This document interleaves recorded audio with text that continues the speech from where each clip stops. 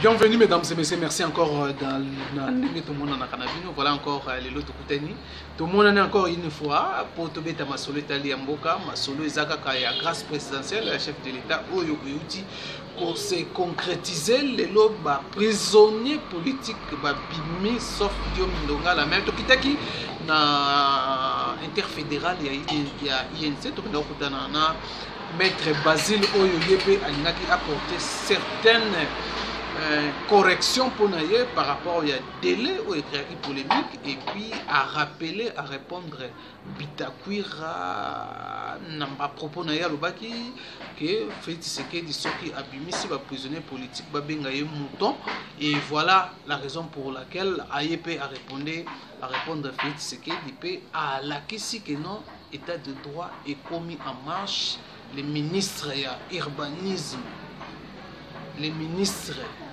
nous a frappé par le président de la République bâti en justice pour un détournement il y a bien il y a l'État tes cas parcelle l'État les lots faut à l'ongwe à que la justice à que nous semble que nous justifier détournement et salama voilà à lobby état de droit à Betima Solo surtout à Kebisi aussi ministre de la justice Alexis Tambwe Mwamba oyo baza kozela pour un dossier à Franck il y a pardon il y a Diom Ndonga là à Kebisi et Bolanda c'est qu'a dit maître Basile où a porté parole il y a interfédéral il y a Villa Kinshasa il y a INC suivi Mbote Ndeko Mbote oui Ndeko tunga to soit membre ya INC bino besoin de pouvoir les lots après polémique critique par rapport à la promesse il y a chef de l'État lors il y a lancement il y a des mesures d'urgence il y a 100 jours à promettre qu'à libérer les prisonniers politiques mais soit quitta et respecter quitter date n'a pas si les lots réalité comme mususu prisonniers bimi n'a évité yo en tant que membre ya cash au Kolobani. Merci mingi pona maloba osa ko pesanga na tongwa lelo nasana esengo makasi parce que République démocratique du Congo na biso échangé. Tozali na kati ya 100 jours ya chef de l'État. Yambona kota na yango na kopesa longonya mingi na président de la République Félix Antoine Tshisekedi Tshilombo na directeur de cabinet na ye Vital Kamerhe et les pacificateurs les faiseurs du roi. Donc peuple congolais tozana esengo makasi délai l'État quitté. Ceux qui totangi ordonnance ezali signé le 12. Ceux qui te suivent le 12 nous devons comprendre que tout ça qui dans les délais de 10 jours. Ceux qui partent de l'ongoli dimanche, tout ça li kaka na kati ya délai tout ça qui dans 9 jours. Lelo ba prisonnier politique nyonso ba bimi libanda, batu oyo basala ki ba prisonnier politique privé ya Kabila, ba komi ba homme libre ya Félix Antoine Tshisekedi Tshilombo. Peuple congolais RDC ya bino yango yo eloko makasi to komi na état de droit. Lelo bandeko na biso oyo bazali pa ba libanais ba réclamer ba droit na bango basa encadrer na ba policier eloko moko sa te ya mabe gaz so betate licence so betate peuple congolais aza ko se sentir na kati ya mboka na ye nazali ko rappeler ba peuple congolais qui à partir ya lelo mwana mboka ou ndeko bitakwira kombo na ye komi meme po lobaki ete soki ba prisonnier politique ba bimi soki Félix Antoine Tshisekedi Tshilombo abimisi ba prisonnier po benganga meme donc monde entier République démocratique du Congo mobimba bitakwira komi meme azo rappeler bango lisusu ete moment ya théâtre pe esili na mboka oyo na ba o ba olatisa ba Pentagone libanda mboka basala ba théâtre sili mboka se décoller lelo ba prisonnier basala libanda lobby ezala makambo susu ezala kati ya 100 jours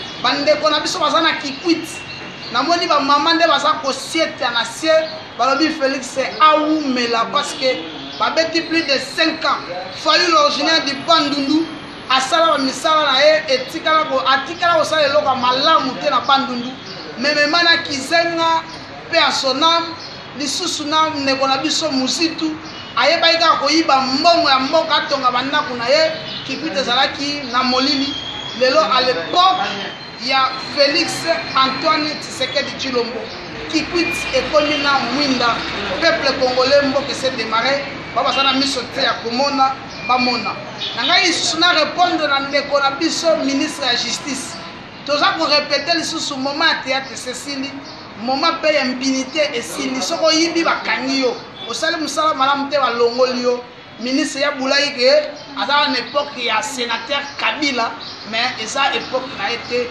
lelo peuple congolais il n'y a qu'un seul président il a décidé dans les délais aussi les prisonniers nyonso libanda merci Longonia musala malamu zokende tokobeta 10 ans na Félix tokobeta 10 ans na ndeko Vital Kamerhe nga pe na musala dauphin donc bandeko mususu babosa na politique.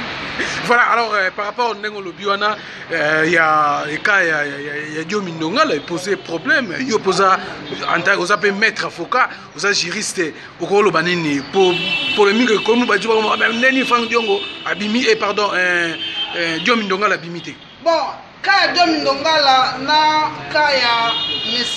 Frank Diongo Zandeng Mokote, alors, Baloba Kibo, comme il est président de la République, Azali, chef de l'État, il a le pouvoir de tout, il faut respecter les procédures.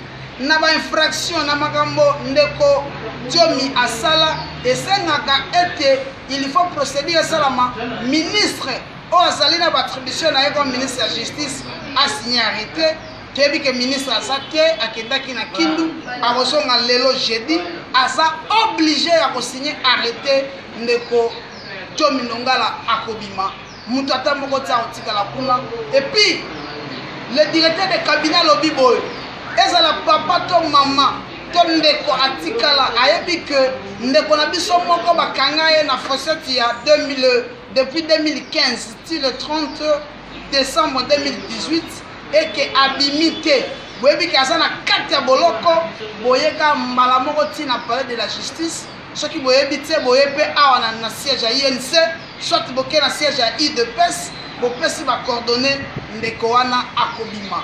Bakasho nyonso eza ya kokangama, ane réseau ça la soutien, kasere ça soutien mboka na biso na kimia, totika na prison, bandeko oyo bakanga bango. Mais takaseri to moni na tapaseri, ya ba policier de roulage et zongi makasi na nzela na yete stoki bo sala constant au mikolo yo. Bamsusu babenga babeza sabotage ya régime bazinga saboter Félix Tshisekedi. Sabotage ya régime ezake tozali kotambola na molongo.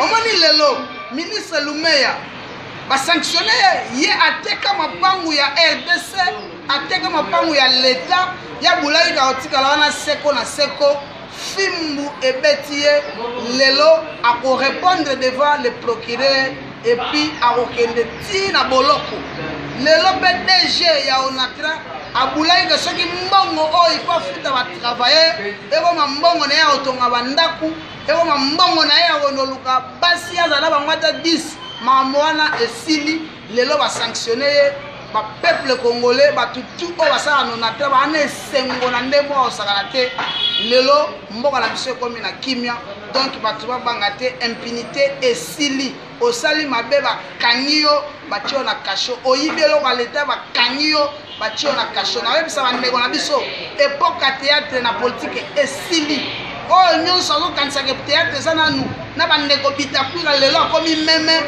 moma wana esili mpo bato mosusu toyebi te soki bakolekaka susu na tv mpo tobeti 37 ans ya opposition na IDPS INSA beti 10 ans donc tobanda kopréparer yango na ndenge moko osala te lelo tosimbi pouvoir batu so bazala mposa basala théâtre bakende koadere na bagroupe ya besobe basala théâtre. Alors par rapport batikela biso bana ya INC na le pacificateur elongo na président de la République Antoine Tshisekedi Tshilombo. Alors par rapport à ndenge tout baza koloba que non l'ombre ya Joseph Kabila plane sur Nakashi kuna baronde mtu bazo diriger la raison pour laquelle tambo mwaka azoko bloquer ba machine makamu susu donc n'habité comment yo go répondre blocage ezali ata esika moko te naza ko répondre sur ndeko na biso la muka baloba diete président voyager sans vol présidentiel mais to mona ke ndeko na biso le président Vital Kamerhe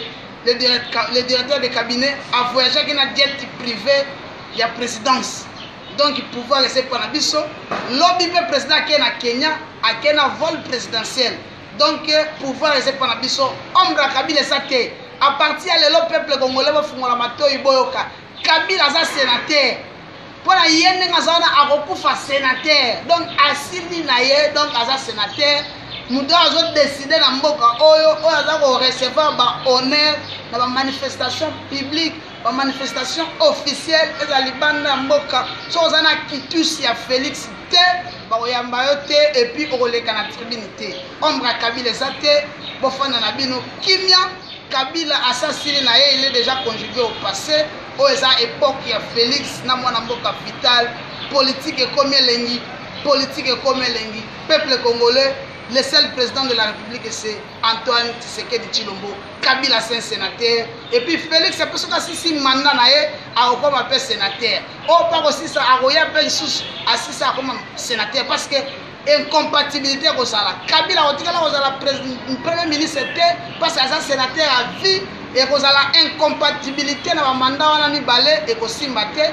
Alors ni gouverneur ni chef du quartier et qu'on s'y battait. Il y a un sénateur à vie. Il y a l'incompatibilité par rapport à ça. Donc, base à la calme, la seule et l'unique autorité, le premier citoyen congolais en a décidé. Les prisonniers sont dehors. Il n'y a pas de débat.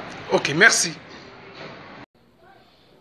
Voilà, mesdames et messieurs, c'était là Maître Basile de l'INC. Oyo, azalaki na micro na biso na journée oyo lelo ba accordaki une grâce présidentielle oyo ba prisonniers politiques tout baza ko remplir ba formalité pour ba formalité administrative pour ba bima. En tout cas, je crois dès demain déjà vendredi, je crois et ba kozala déjà libanda même ce soir jeudi ba kozala libanda soki ba sisi pour remplir la formalité administrative. En tout cas, quand moi je vous dis merci, Nabi Nosot, Tokotani Mbala Yassima, na numéro Moussoussou, bye bye.